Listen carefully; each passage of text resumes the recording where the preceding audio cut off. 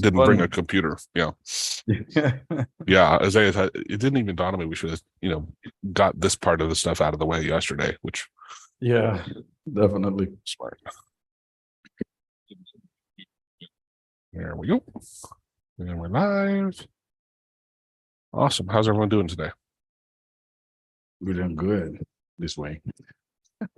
Really, I'm going to guess the people here are people in the U.S. or at least people in place that the time changes, because I know for some people that it's a bummer. Yeah. Here we go.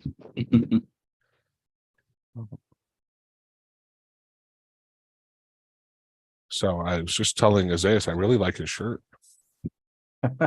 Indeed. Ironically, yeah. It actually looks better. Yeah. I thought about bringing that one out with me, but didn't. Yeah. That must be Kylie. Are you our new hero member? I am. Awesome. Welcome. We're not normally this out of sorts.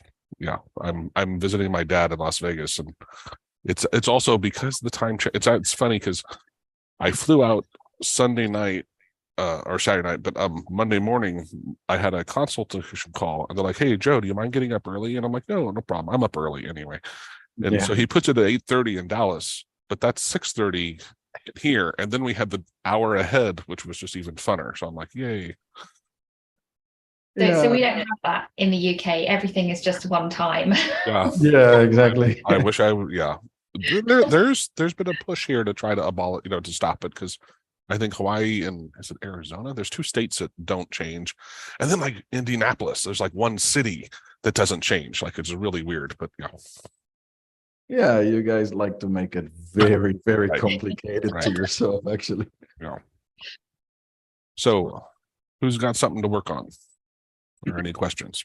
And Kylie, so this is the free hour, like we're live on Zoom, YouTube, and then we have 2 hours after with our hero calls, which hopefully.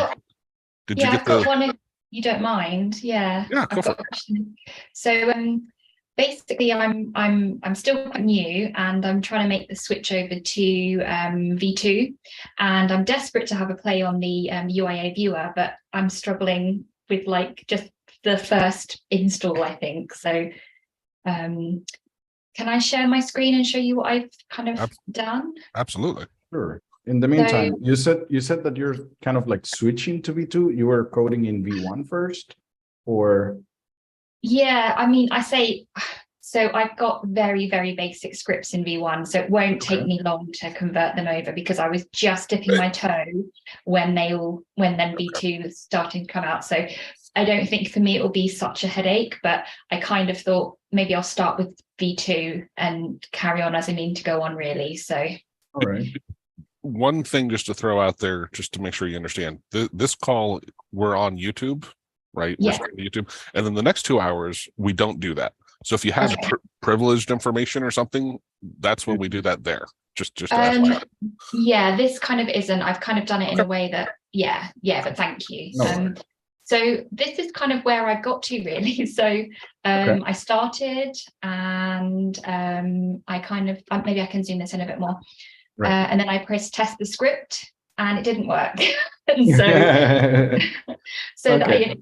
job 1 failed. So and then I've grabbed everything just to kind of make it hopefully easier and faster. And I remember I did something before where I kind of didn't put the library in this, and I don't know. I'm so I'm so green, it's unbelievable. Don't worry about it. Yeah. The one of the big differences between V1 and V2, we just actually felt it ourselves, is in V1 if you put the files in your libraries, you don't need to use an include.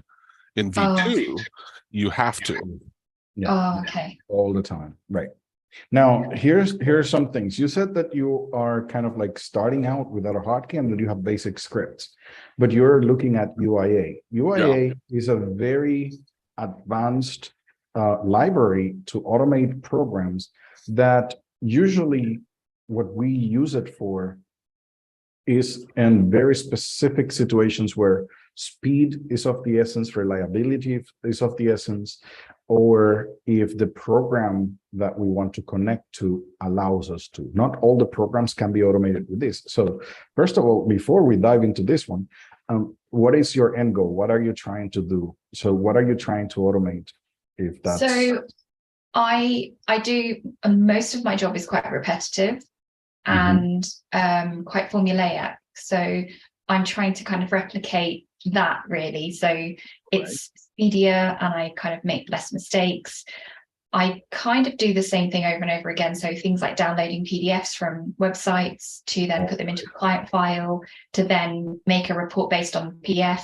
It isn't really as more complicated than that. So there's some interacting with the websites and copying folders and you know, so yeah, that's what I was just gonna say. Like, it's not so more complicated than that. That is complicated enough.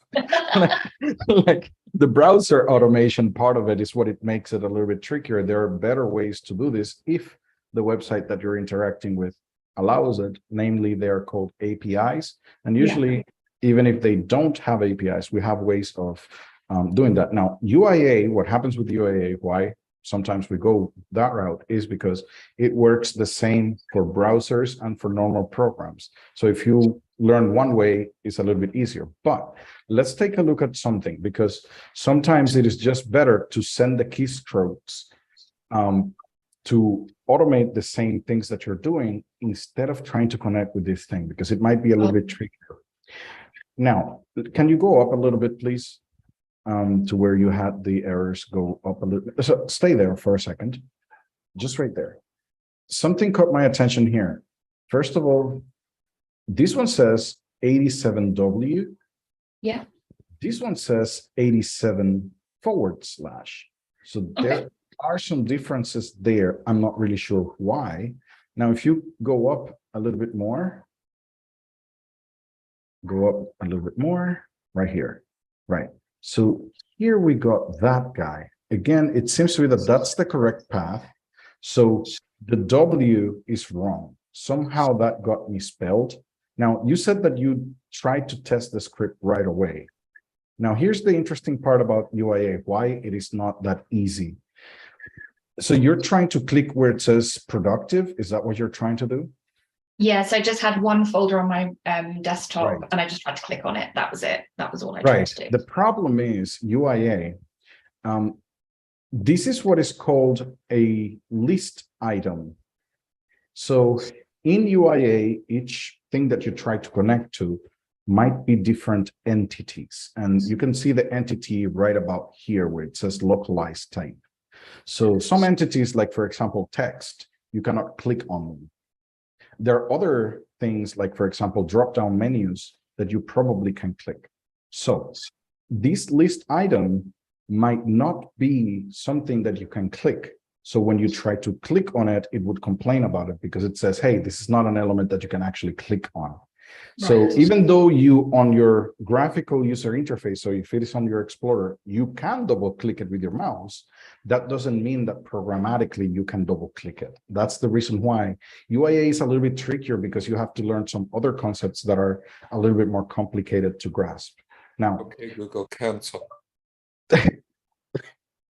I'm not Google, by the way. Yeah. Exactly, I'm not Google, but yeah, I'm gonna cancel anyways.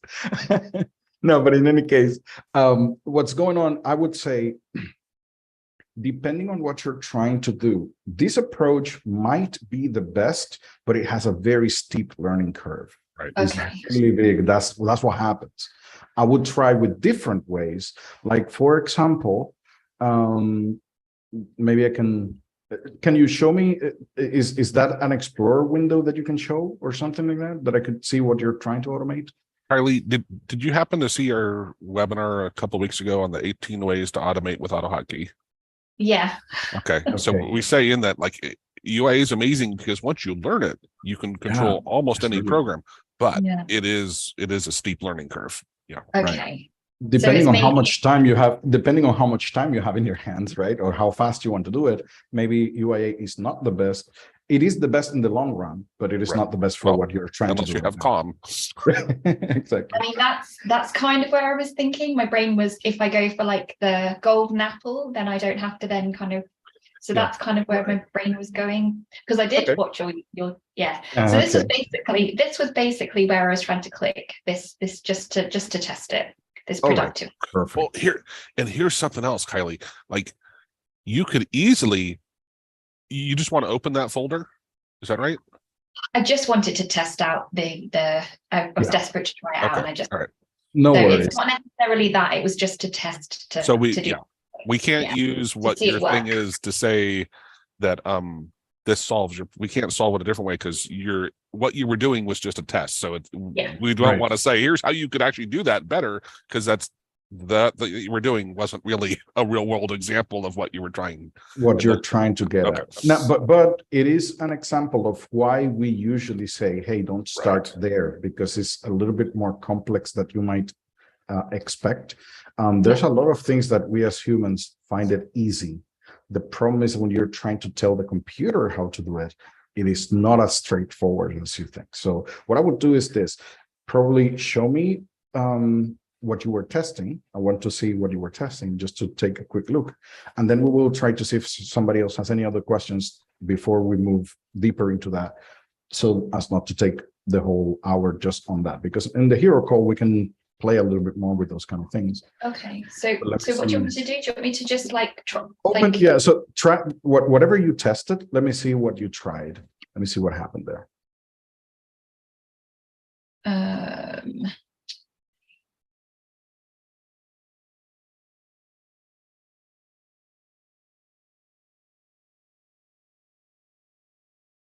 So I think it was. Yeah. No. Aha. All right. So once you double click, right? Yeah. So now. So I did. So this is what I did. This is what I did, because I went like this, held my cursor, pressed escape, went over to show macro. I did this, and then added and then I did this, and then I got my error. All right, that is interesting. Now, this is interesting because this might be an issue with the library, not with what you tried. Can I have control for a second? I just sent kind of like a request. Okay, so let me try this real quick, because it might be, as you can tell, this thing has different paths.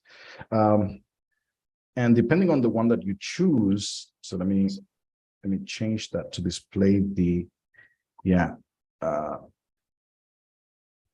most reliable.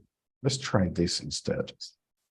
So let's capture that. Let me remove these guys. Let me try and see if this one fails.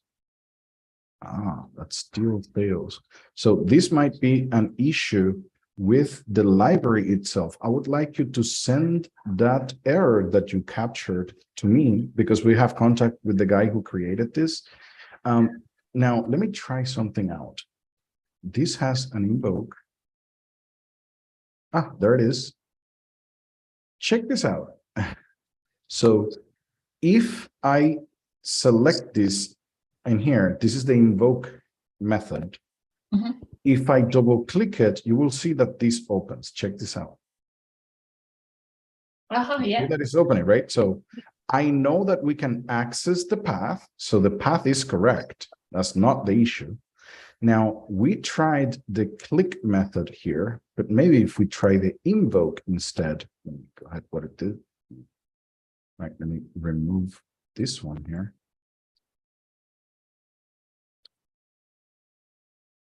And if I add the element and test the script, you see, so it is a problem with the macro here. So whatever is happening here on this end is having a little bit of an issue.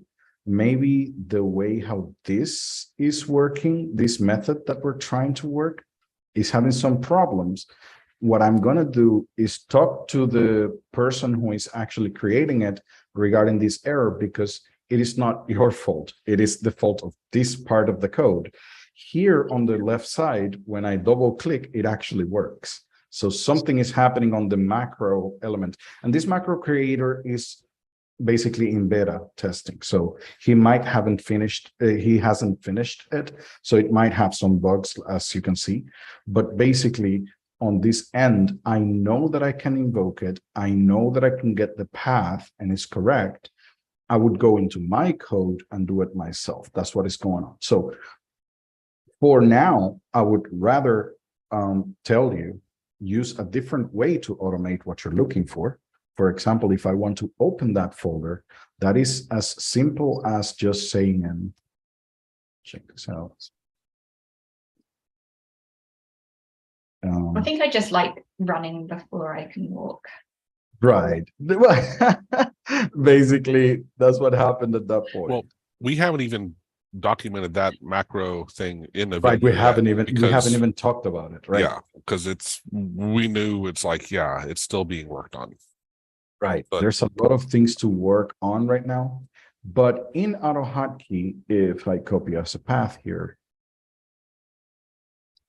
you can always use the run command like that to open a folder. It's just a one-liner, right? So sometimes doing this is a little bit easier than using UIA to do, creating the UIA object, connecting to the element that you want to do, and then clicking on it. Just one-liner would be easier. So a lot of times we do the easy things first and only use the advanced methods if I really need to. Right? And also the UIA, even though it is far better than a lot of the other ones, it's kind of a blend of an API versus imitating human, because with the UIA, you are imitating a human clicking those things, right? And with what Isaiah just showed you here, it's much more of an API. You're programmatically going to trigger what you want, which is why it's going to be even more reliable and really fast. Right. But I know this wasn't your goal, so like, no. I totally get the point as well. So that's a good. But yeah, it was just a thing I was just trying to do for like 5 minutes, and But thank you. I don't want to take up too much time. Oh, it's okay. Well, this is good learning stuff. The other one, just to not to disappoint you, but you mentioned something about web scraping. That is by far the hardest thing you're going to do. Like, not just with AutoHotkey, just with anything. Like when you use a browser and you automate browsers, because everyone builds web pages differently and stuff, it's a really complicated thing to do. Just FYI. So just trying to set the stage. I kind of do.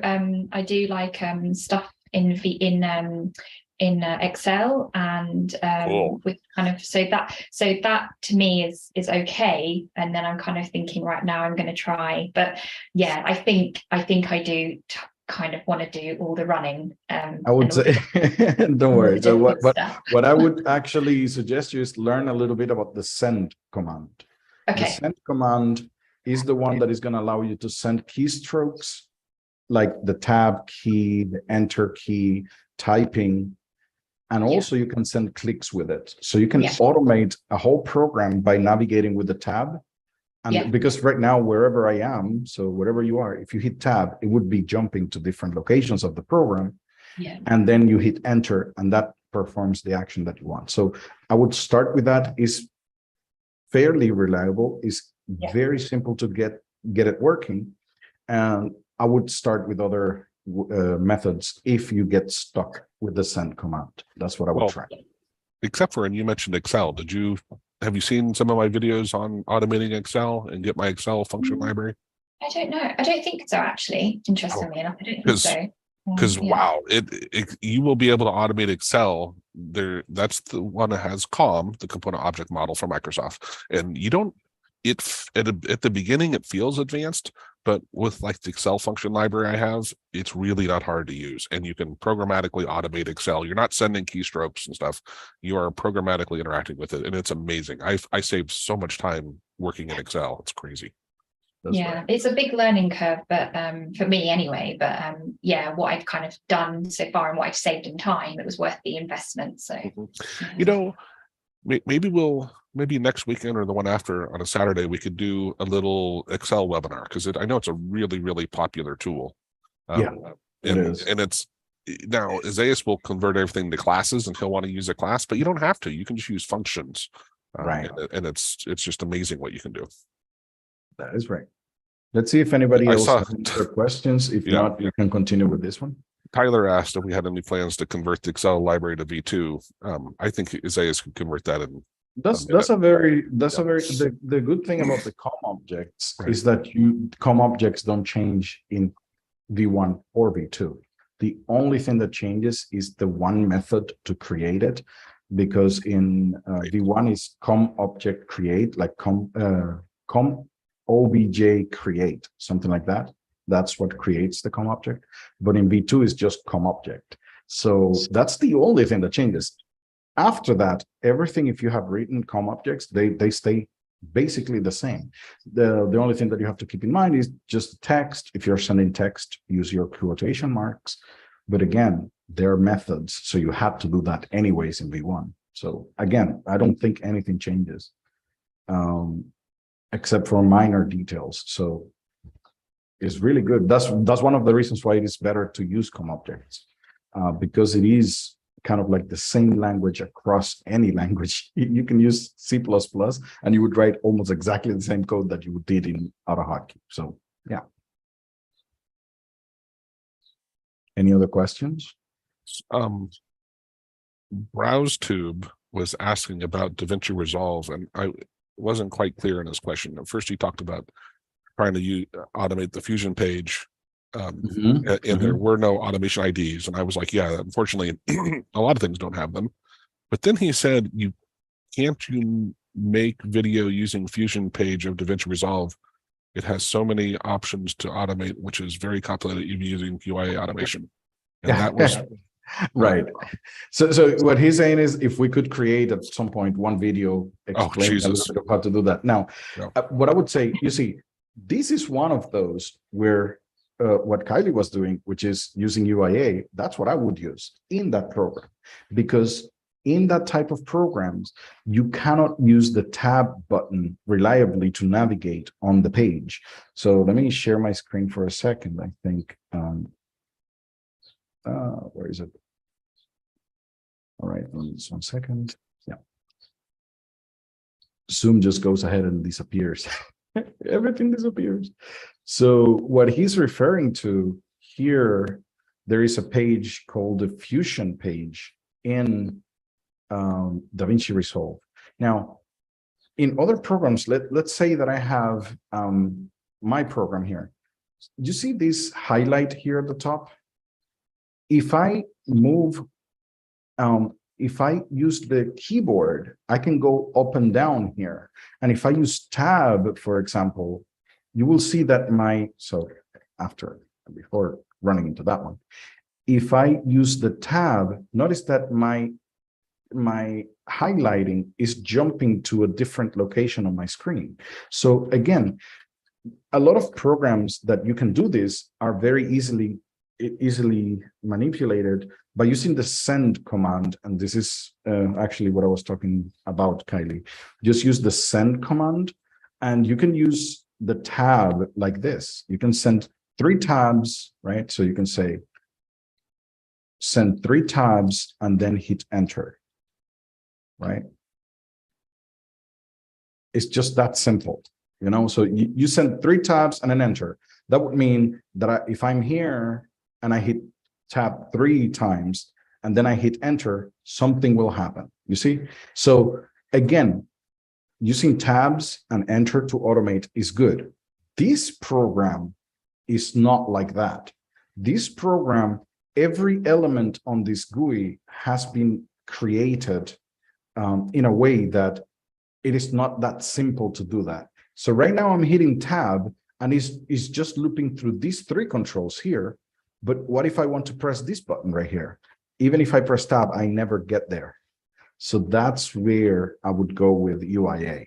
Now, UIA, if you try to get an automation ID and you don't get it, that's where we would use either the name of the control, because the names of the controls usually have a very unique name, but sometimes not even the name.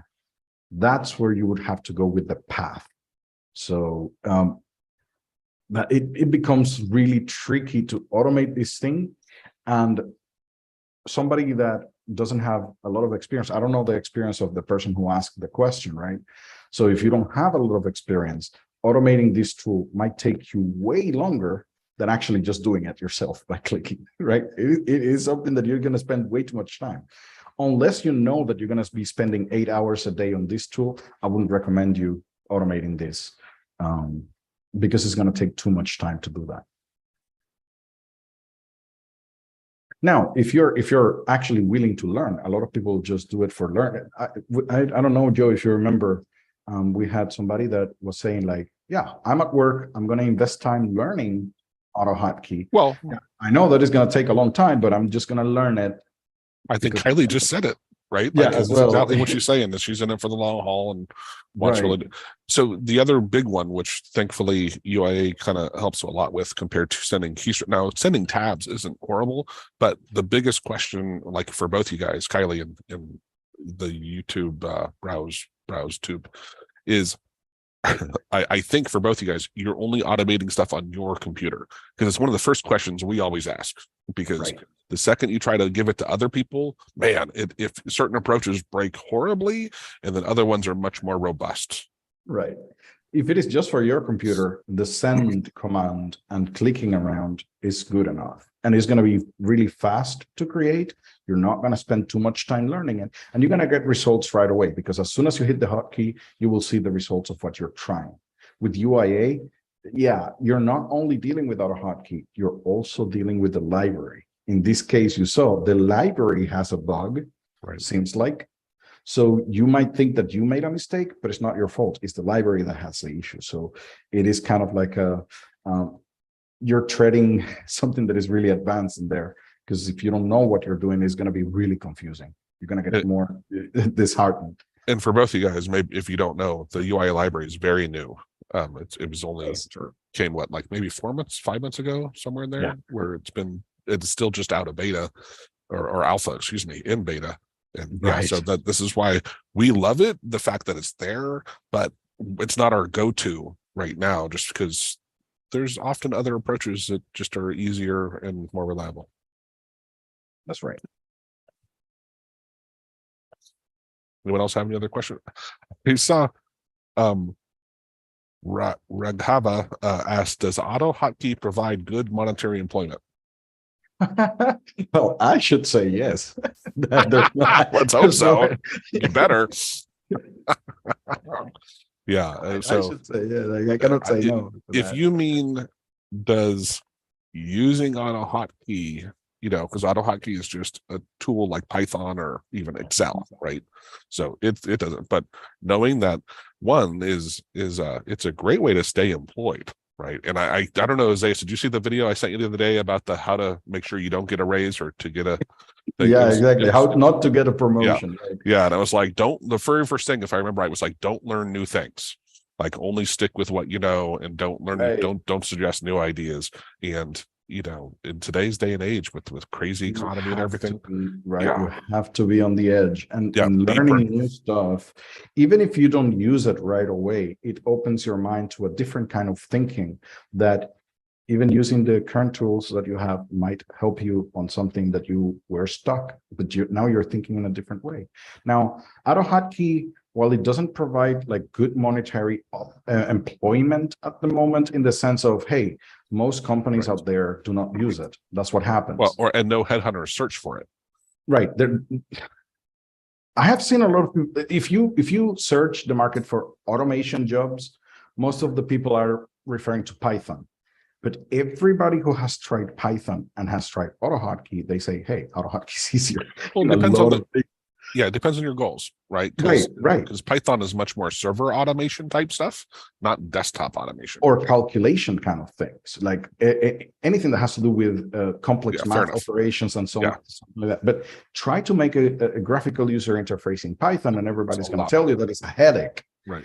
Now I can go ahead and create it with 5 minutes right now in AutoHotkey. Or try to automate Excel and then to, send an email. It's with Python. It's not that easy. So even though people are not looking for it, what I would say would save you a lot of time in your work. So if you are feeling that your job, as Kylie was saying, like it is repetitive, is you're performing basically the same actions over and over again, you can cut down your workload amazingly just by creating a few lines of a script.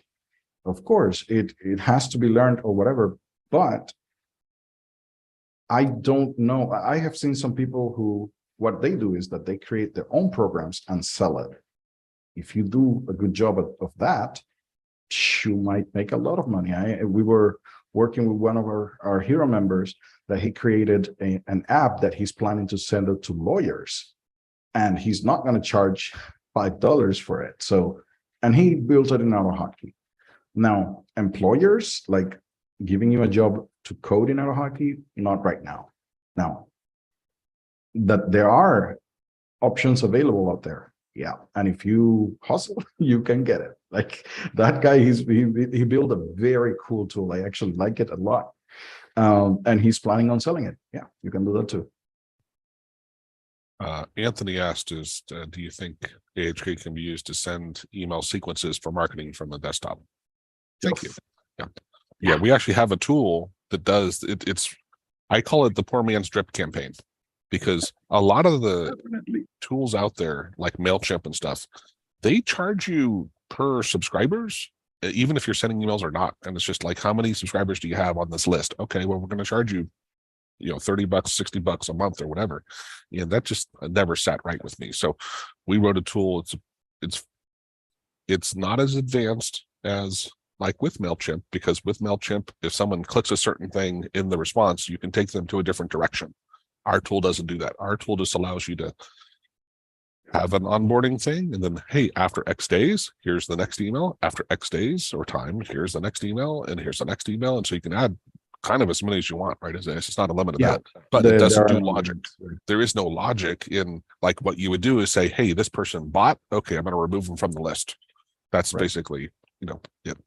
But yeah, that is correct. So for now, like, and you could even build your own tools, especially you, Joe, you have a lot of little tools that you select a list of emails from Excel and then just have some email on your clipboard or whatever, and just loop through the emails and then just send the clipboard as an email. So there are many ways of automating that.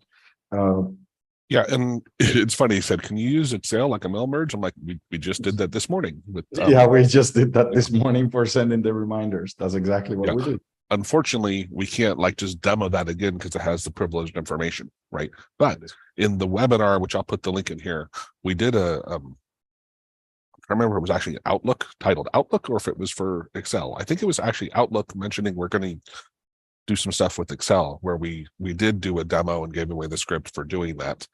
And Isaias has seen, like, it's really cool because actually Isaias, do you still have that spreadsheet? Yes. So delete the email column and then add just 3 of ours or something, just so we can demo, just because I think people might understand that, but it pays attention to what you've selected each row. So it's really handy because you can be like, hey, and I used to do it at TI with reporting. So I'd be like, hey, I need to write people like, I got 40 people on my list, and some people are missing certain things and some people are missing others. So I can select a couple people, hit my hotkey, and it looks at the HTML and writes the email that I have for those people. It does a mail merge to them. And then I would select different people and hit the hotkey. So it's really slick, very helpful. Let me get just 1 second. And Anthony, I'm putting the link to I think I have it in my list of stuff here. I did get QAP running, so I can webinars. Oh, darn, I don't have it there. I'll find it and put it in the chat. And we had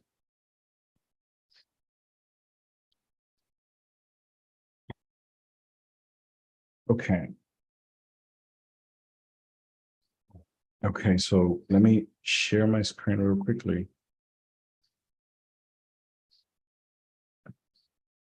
Can you see this? I'm not looking.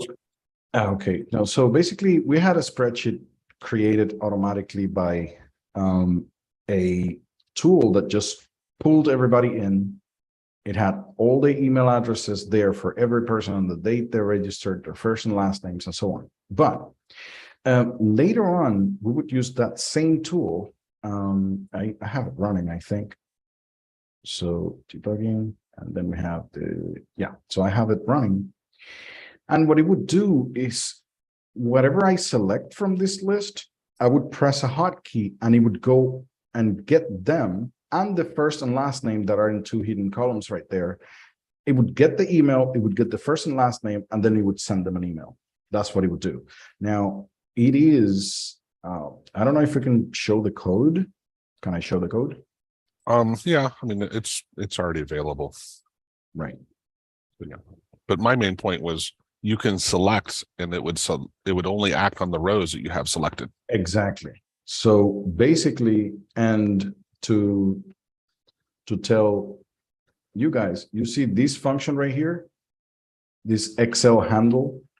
This is the one that connects to Excel.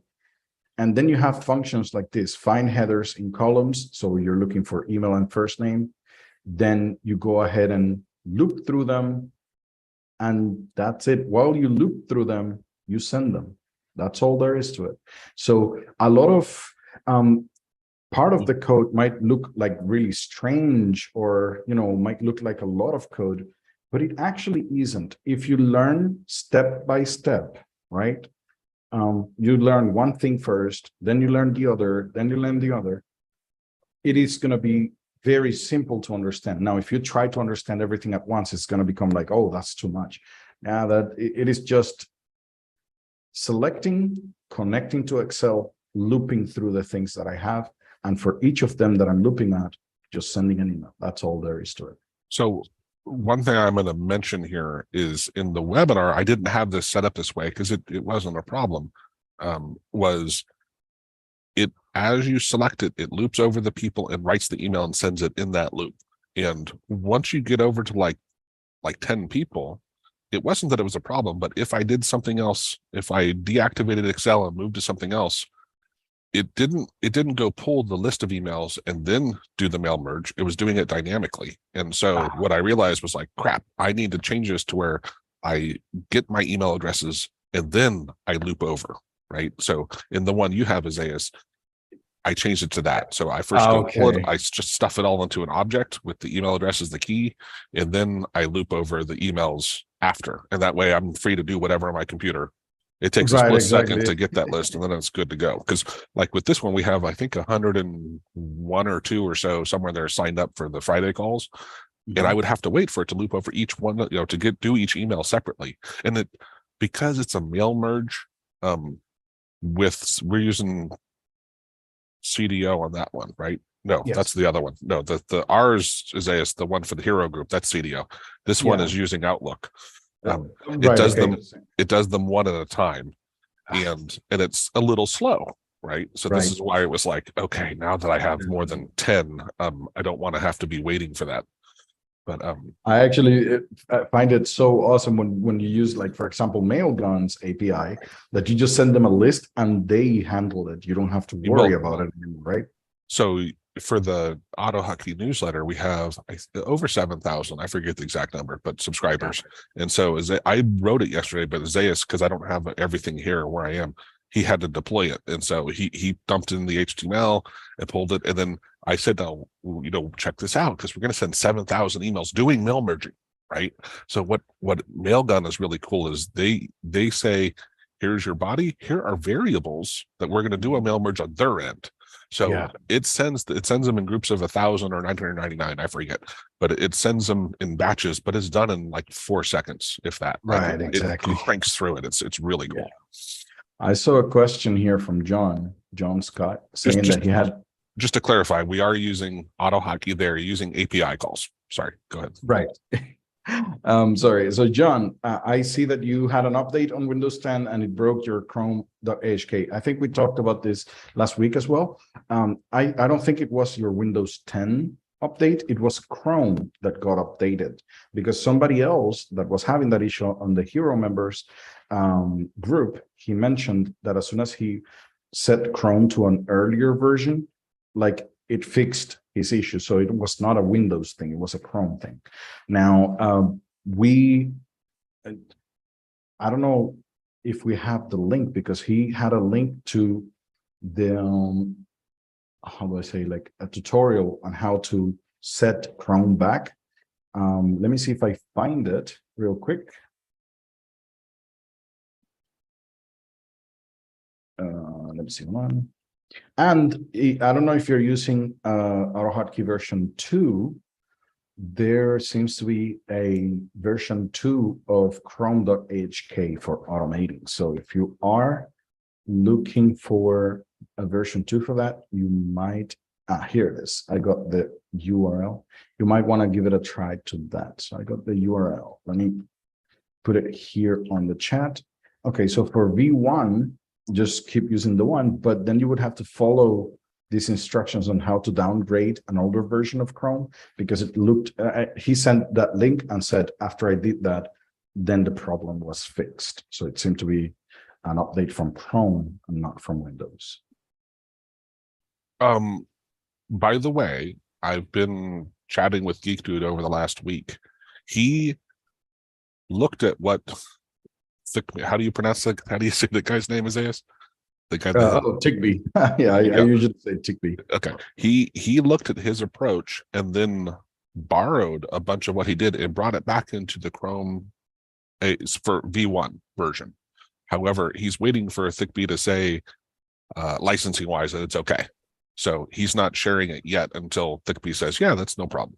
But anyway, we should have the V1 version with it back to working without any problems. Okay, cool. Yeah. But to your point, that was a Chrome thing that broke that.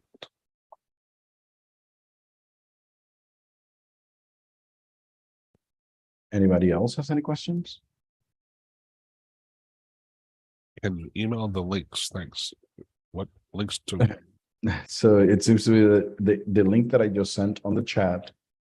He probably needs an email for that. Now I see Dragos on the YouTube channel saying hello, hi. And if you don't manually reply to the emails you receive, yet it's only 7,000 answers to write. He says the pragmatic is saying like, okay, so you don't manually reply to the emails. No, but remember that when he's saying 7,000 answers, of course, there is a script that is sending the emails, but now he cannot just, if people answer back, yeah, that would be a problem to try to answer every single one of them. It's funny because I get, I'd say about 6 to, depending on the day we send, but I get usually like 6 to 8 easily Outlook, out of office responses. But you know, a lot of people reply, and I usually reply to everyone as long as it's a serious question or something that someone asks. Yeah, I wish we could show you the script we have for cleaning the email feed because it's quite cool. The problem is it again has privileged information, but yeah, we wrote a script to help clean up the email list.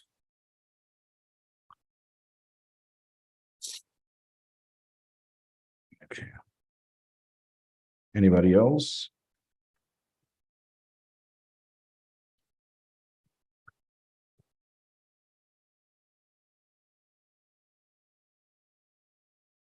Got 15 minutes left. Yeah.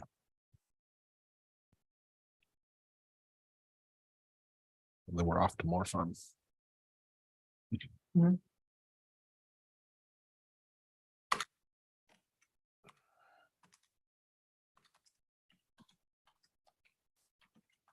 Okay, so for Scott, I'm just sending you the email. Should get it in a few seconds. All right. Hey, John, how you doing? Hi. I actually have been testing your clipboard editor. Yeah. Really good stuff. Really good stuff, actually. Yeah. Thank you. I'm having an issue sometime with the fonts in my GUI, the fonts not being properly set.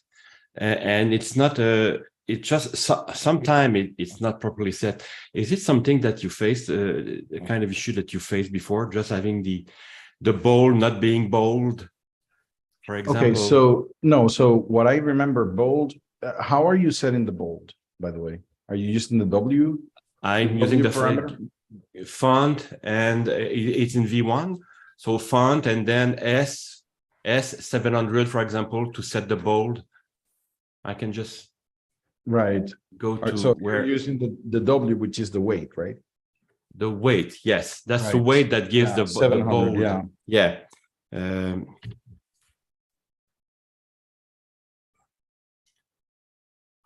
I can share my screen.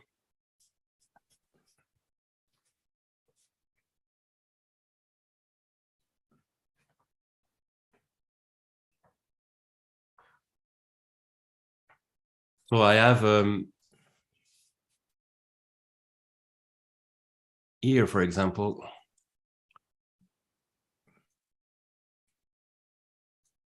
and for the buttons, I'm using, so if I show the GUI, so these buttons here are a Verdana font with a bigger size, and sometime I will launch it and it will just be the plain regular font, and I can try a few times, and of course we won't see the issue because I'm showing it to you, but That's how it works. But, yeah, so something is just missed. So I don't know. I'm thinking of maybe resetting all the fonts at the end, or maybe doubling the code to set the font, but sometimes it's just skipped. I was just gonna ask you something. Do you have any part of the code that actually you reset the view? Like, for example, you I resize, I move the items. Yeah, I think when you resize, yeah. So when you resize, are you setting the boldness when you're resizing? No, because it's normally kept, as you can see. It's flickering a bit, but it should be there, right? Now, can you show me where you're setting the boldness? Because in that one, line 1621, I don't see the let's take these buttons as example here. Okay. So that's here. Yeah. So let's say I put I think it's 300. That is regular. No. Is it? So I've noticed that. You see, now it's, you see, I changed the weight here. Yeah. Right. Okay. So that one would be the lowest, and I think from 700 up is when you start seeing the boldness actually. So the one in the middle from 400 to 600 is kind of like the middle ground. It's not really bold. But I will tell you that's something more weird than that, because sometimes this control here is bold and it should not. Oh, it's never bold. Right. There's nothing setting this edit control to be bold. There's no bold in it. So, but sometimes it is. So there are some commands that are just mis-executed, or I'm not sure how to say this well in English, but yeah. So that's an interesting one. John, do you have kind of like a handbook of how to bring the weirdest issues to the code? Because you always come up with some interesting stuff that I've never seen before. But that's because the programs that you're building are really complex, and there's a lot of things that you're doing. Yeah, the GUIs are quite sophisticated. Yeah. Right, exactly. So basically, that's part of the issue. Someone is having some problems with their mic. Yeah, I got it. Yeah. It was T. I got it. So, but in any case, I think the where I would focus on are two things. Where you have an example here. You see the buttons are not bold here. Right. And I'm still at 700. That's a good one. Now, here's the thing. Now it's okay.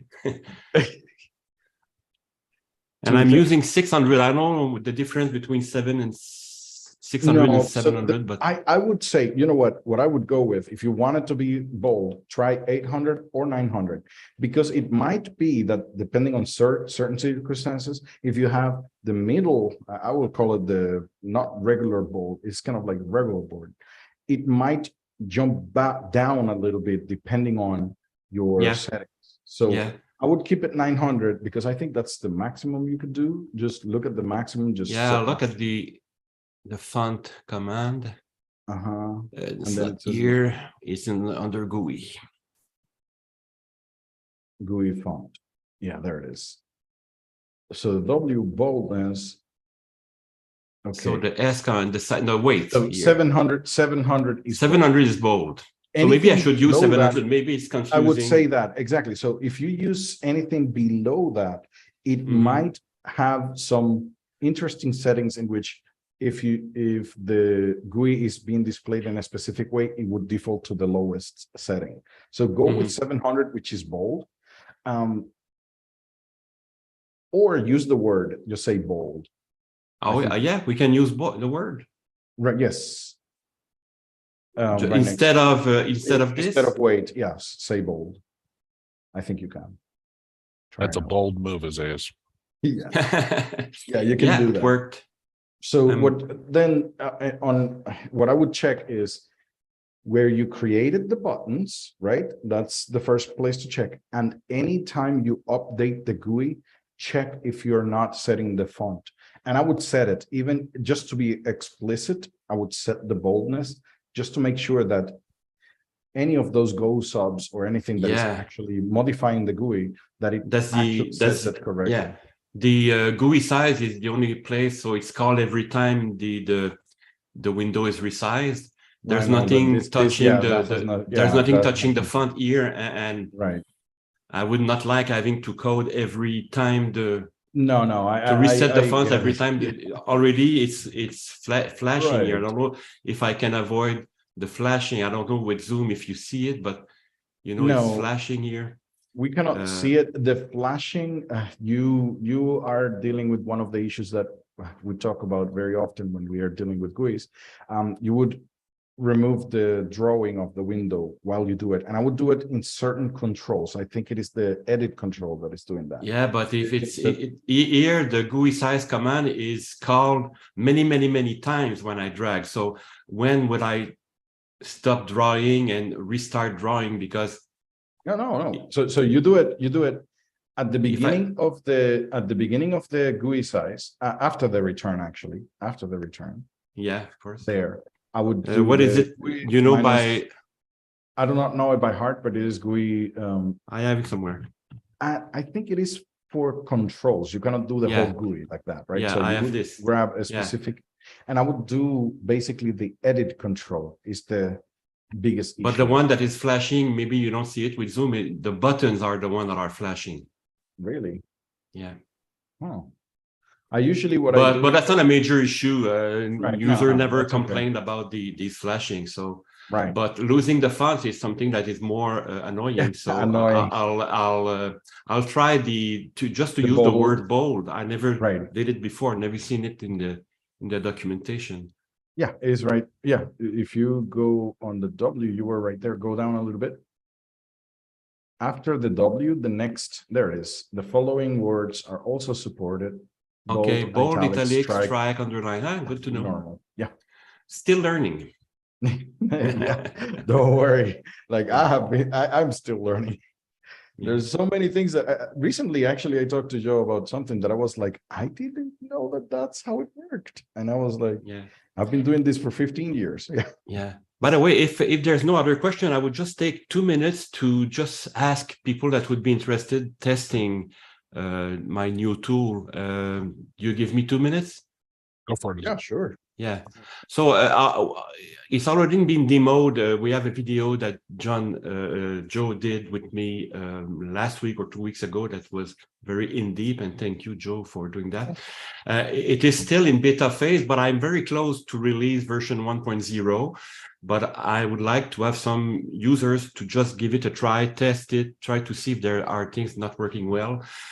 Just in 2 words, the idea here is that when you open this tool, it will show you what is currently in your clipboard. So if I select this here and copy it, when I open the tool, it gives me this text. And then I can do some changes, for example, find and replace. Did I select from start? Let's try.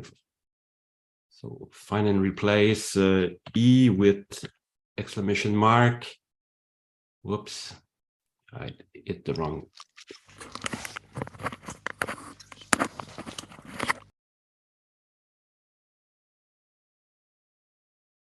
It's a, of course, it's a demo, and I'm in my development tool. I'm just in the middle of refactoring something, so it's not working for now. As intended. But yeah, intended.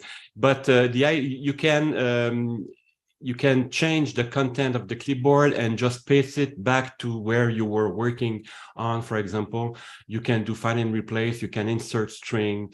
You can sort, change case, convert for various languages and things like that.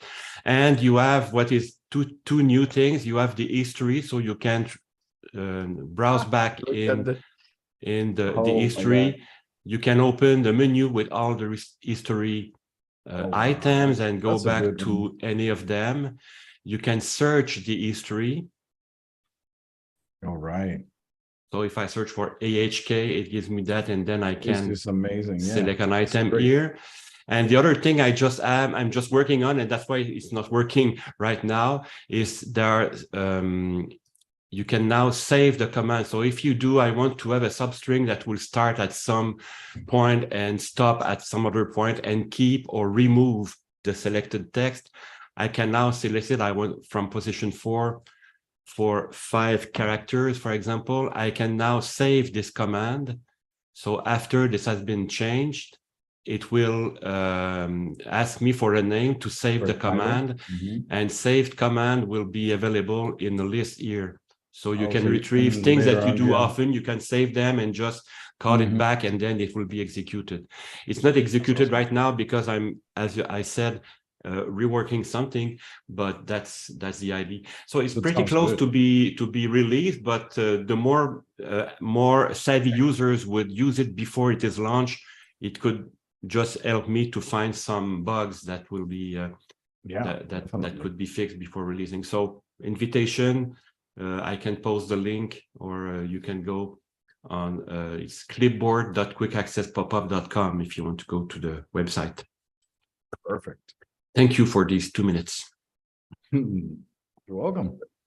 And as I did the video, right? This is a really cool tool, but if you're looking for something simpler with built into Windows, if you're using Windows 10 and Windows 11, the Windows V, Windows V brings up your clipboard history, which is a fraction of what his tool does. But right, exactly. If you don't know it's there, it's a really good tool just to know that it's there. Yeah, there's one thing my tool doesn't do. It's only for text.